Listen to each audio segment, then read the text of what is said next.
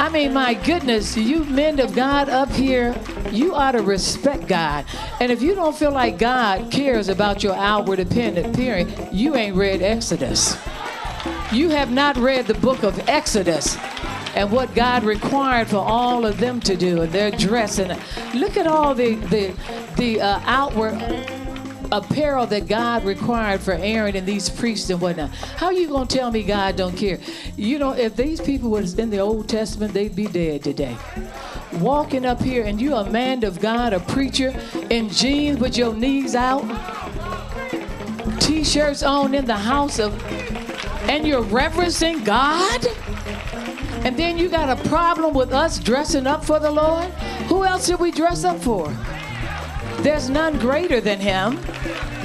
But when you got a man of God, and it's just like he's dressing good, but he preaching good. Now, if he's looking like that and ain't saying nothing, then that's nothing. But you ought to reverence God. But the man come in here on his face. How do you know? Because I live with him. On his face, praying for God to give him a word, not just for him, but for you. To have a word in these last and evil days, and you don't respect that? The word is supposed to find you. No, so we thank God. If basketball people team can have a uniform, if the baseball people can have a uniform, football people have a uniform, McDonald's, you ought to be dressed when you come to the house of God. You ought to respect God that much. You ought to respect him enough to put on. Now, if you'll ever put it on for me, that's fine. But you ought to respect God more than that. Coming in here, and I'm going to my knees. And you know what? Going to my knees and going to my... And then some of you all, listen to First Lady Prophetess Owens. I'm trying to help. Some of you all listen. Tweet, tweet, tweet. You are too old. You putting on skinny jeans don't make you young. You still old. You're supposed to be a better example than that. You, yes. Old folks. Old as you are trying to wear skinny jeans. I know you want folks to see all them wrinkles and up in your thing. You ought to be ashamed of yourself. Now, and if you got a problem with it, you just need to get saved. Don't look at me now. Don't be around here trying to work it out. That's not cute. Now, the young folks, Paul said, when I was young, what? I thought as a child, understood as a child. There's some things you do that are child. But when you get older, you're supposed to be more mature.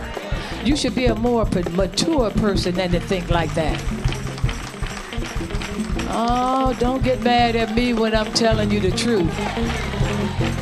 I just never seen the likes of it like this. So, and don't tell me, well, it doesn't matter with the outward appearance as long as the inside is right. No, it is not. I promise you. A lot of these men dressing like that, you're not right on the outside because something wrong on the inside. No, I don't believe that. I believe there's something wrong on the inside for you to want to look like that on the outside. You know, the Bible in Exodus was so specific till God told them, even when he anointed Aaron and his sons, the incense and the perfume that was made for them, God said nobody else could ever use that. You couldn't even duplicate it.